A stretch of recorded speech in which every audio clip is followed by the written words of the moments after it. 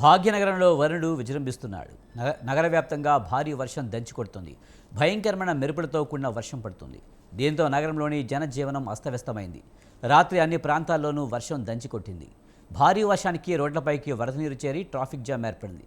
ముఖ్యంగా hitech city, Gachibowli, Kukatpally, Moosapet, Ameerpet, Panjagutta, కోటి, Dilsukh Nagar, LB Nagar, Panjagutta, లగ్డీ కపూల్, Narayanguda, Khairatabad, Somajiguda, Ameerpet, Jubilee Hills, Banjara Hills, Hayath Nagar, Uppal, Amberpet ప్రాంతాల్లో రోడ్లన్నీ చెరువులను తలపిస్తున్నాయి.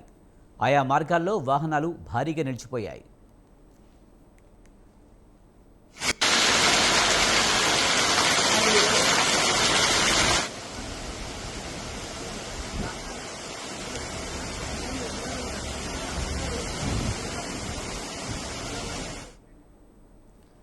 నగరం నలువైపులా వాహనాల్లో ప్రయాణికులు అల్లాడిపోతున్నారు. పలు వాహనాలు వాన నీటిలో చిక్కుకుపోయాయి.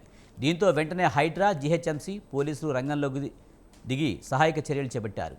మరో 3 రోజుల పాటు వర్షాలు కురిసే ఛాన్స్ ఉందని, అప్రమత్తంగా ఉండాలని వాతావరణ శాఖ అధికారులు తెలిపారు. తెలంగాణలోని 19 జిల్లాలకు ఐఎండీ ఎల్లో అలర్ట్ జారీ చేసింది.